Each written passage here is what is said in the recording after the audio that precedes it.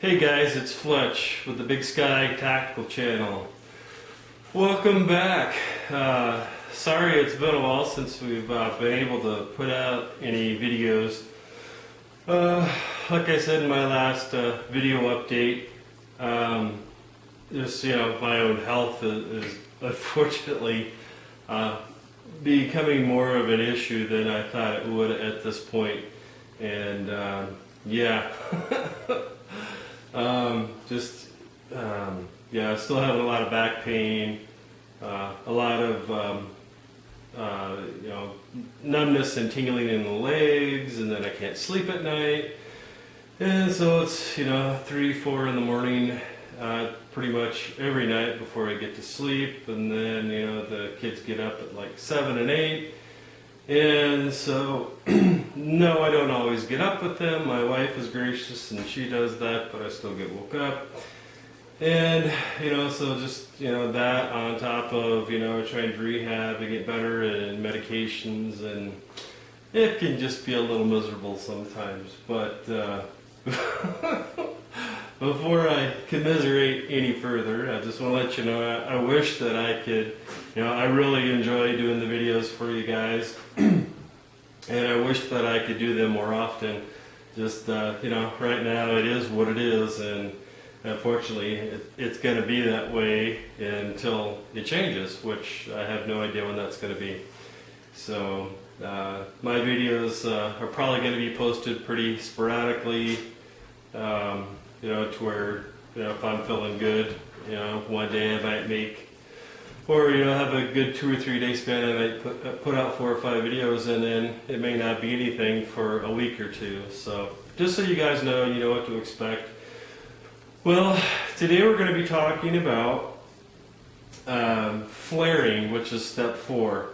And I'm sure someone's probably going to ask at some point, they're going to say, well, why are you putting in your primers before you flare?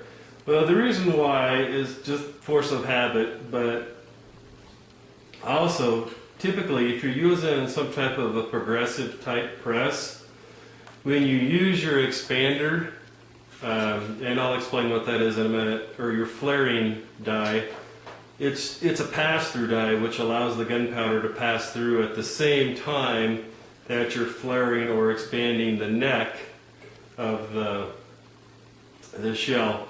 And 1 second here, and I will get this in view of the camera so you guys have a better idea of what I'm talking about. I'm sorry my camera doesn't have a viewfinder so that I can show you this a different way. Alright, so here is a shell. This shell has already been flared, and here is the bullets that I'm using in this particular product.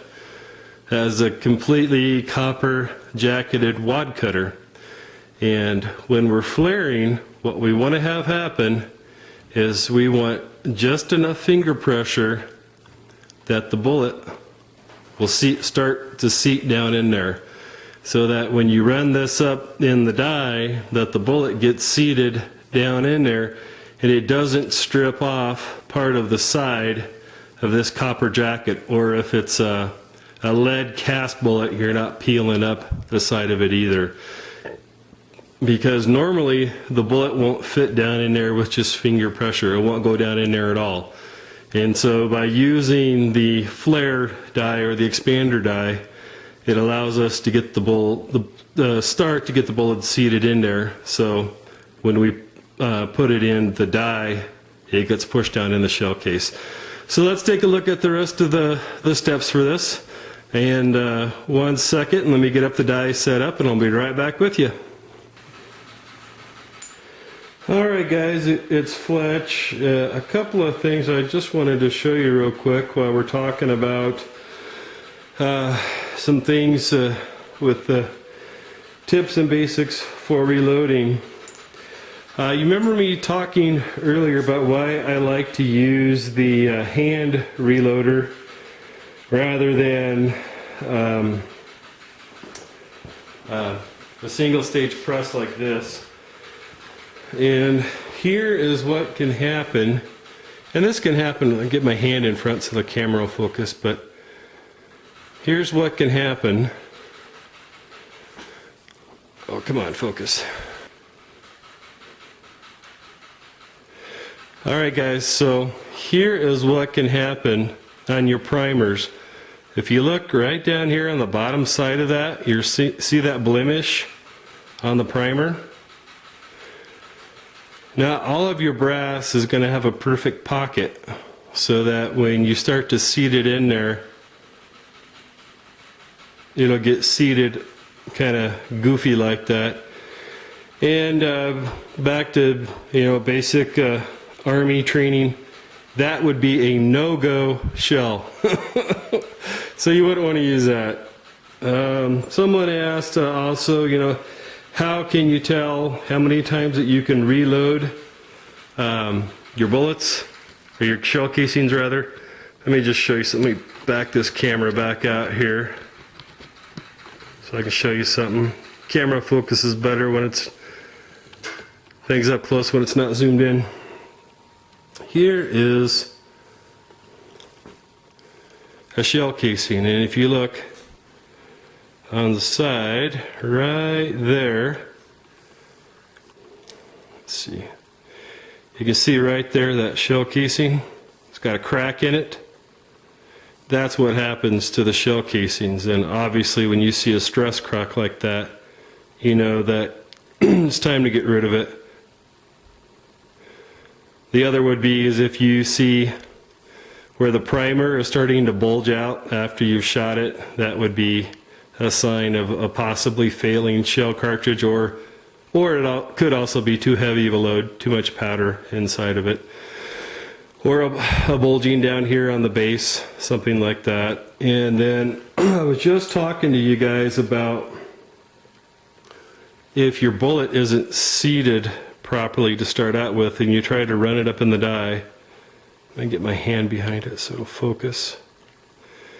If you look on this, see right here, that section, that is where part of the copper gilding that was on there got pushed up when I seated it, because I didn't have it flared or expanded wide enough when I tried to seat that one when I was setting it. There we go. There's a good focus on it right there. This right on top, that section got pushed up, and that's what you want to avoid. But you want to have the opening of the case open just far enough that your lead will seat down in there, whether it's a cast bullet or whether it's totally copper encased jacket like this one. So there you go. I wanted to show you guys those, and let's zoom back in here to our rock chucker single stage press, and we'll set the expander die in. This part, guys, is really pretty easy. You basically you screw the die in, and obviously you always want to read the manufacturer's instructions. This is my disclaimer.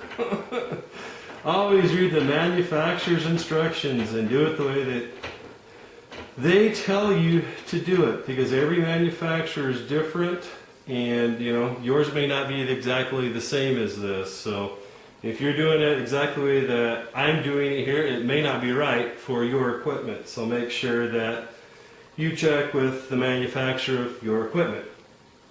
But basically what you do, it could either be a primed shell or unprimed, it doesn't matter.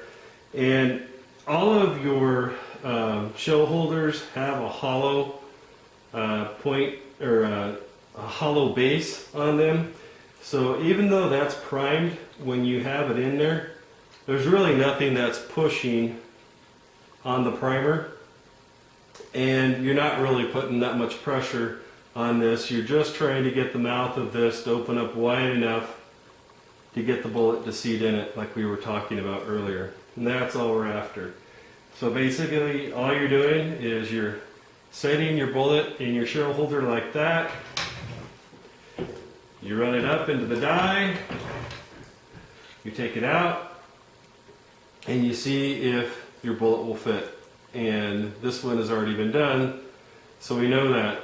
But if the bullet won't even start to fit in there, then you need to screw it down in there a little bit further. And with these Lee dies, it's what I like to call simple elegance. You know, keep it simple, stupid. Don't overcomplicate things. If you need this to be wider, you just screw the die in further and it widens this lip on the shell casing. And if it's going down in there too far, then you just need to turn it out a little bit and it won't be quite as much. You want to do this as little as possible, because the more you work this brass, the more likely that you are to have a critical failure of the brass, like this one that we were looking at earlier that has this crack on there, and that is a bad piece of brass. Alright guys, I also wanted to talk to you about these semi-wad cutter, fully copper jacketed bullets. You can see it's a fully enclosed base, and it is a semi-wad cutter. And this is, in my opinion, a good poor man's hollow point. Now, before I go on, because I'm sure someone's going to be, hopping to get on and make comments correcting me, so let me just clarify. I did not say that this is better than a hollow point, because it's not. What I said is that this is a good poor man's hollow point, meaning that it will do more damage because of its design, where it's trinicated here between the cone and the base. It will do more damage than just your standard copper plated ball ammo. So you can get these from Midway for the same price as you can the lead round nose. And if you're looking to do something in bulk, to make the bullets yourself for the savings, and you want something that can actually do some damage, these are 200 grains, so they're pretty hefty. And with the semi-wad cutter design, they can definitely do some damage as well. As a matter of fact, the last I knew, the FBI still uses the semi-wad cutter design bullet. Not necessarily this bullet, but a semi-wad cutter bullet in their wheel guns, because they are effective. And let's see, I only paid $117, so $117.99, so 118 bucks for 1,000 of these bullets. And guys, that is a good deal for 45 ACP bullets. So wanted to share that with you guys as well. Well guys, that is it for expanding or flaring the bullet shell casing.